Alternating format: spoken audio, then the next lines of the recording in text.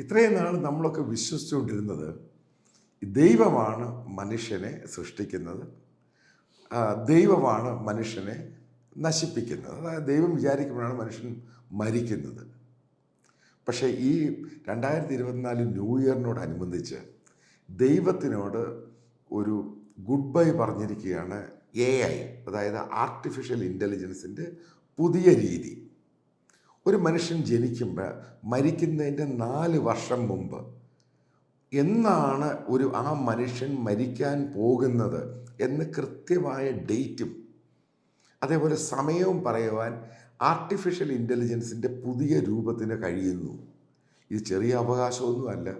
Denmark based ആയിട്ടുള്ള ഒരു സോഷ്യോളജിയെ പറ്റി പഠിക്കുന്ന ഒരു ഗ്രൂപ്പും, അത് 1965 മുതൽ ഉള്ള ഒരു ഗ്രൂപ്പാണ്. അമേരിക്കൻ സയൻറ്റിസ്റ്റുകളോട് ചേർന്നാണ് ഇത് ഡെവലപ്പ് ചെയ്തത്. അതായത് മനുഷ്യൻ മരിക്കുന്നതിൻ്റെ ഡേറ്റ് 4 വർഷം മുമ്പ് എക്സാക്റ്റായിട്ട് പറയും എന്നാണ് മരിക്കാൻ പോകുന്നത്.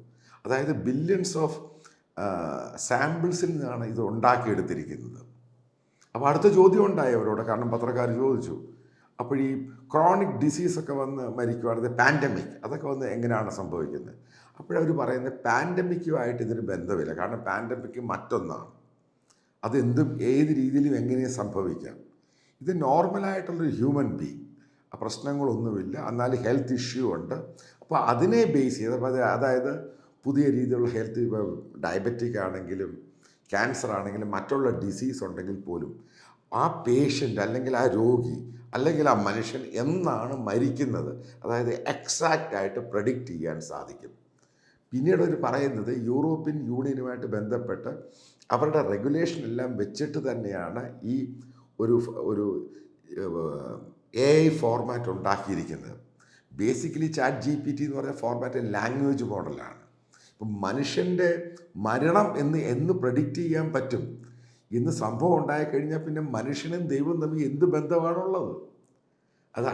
അതിൻ്റെ ആക്യുറസി പറയുന്നത് ഏകദേശം 96% ആക്യുറേറ്റ് ആയിട്ട് അവർക്ക് പ്രഡിക്റ്റ് ചെയ്യാൻ പറ്റും. 4 വർഷം മുമ്പ് ഈ മനുഷ്യന് ഇത്രാം തീയതി ഇന്ന ദിവസം മരിക്കുന്നു, ഇന്നതൊക്കെ ആയിരിക്കും അസുഖം ഉണ്ടാകുക, ഇന്നതൊക്കെ മെഡിസിൻ കൊടുക്കാം, പക്ഷെ അതിനകത്ത് സർവൈവ് ചെയ്യത്തില്ല, പക്ഷേ ഇന്ന സമയം ഇത് മരിക്കും. ഇത് ന്യൂ ഇയർ സമയത്ത് സോഷ്യൽ മീഡിയയിൽ വലിയ ട്രെൻഡായിരുന്നു, ഗ്ലോബൽ ട്രെൻഡായിരുന്നു.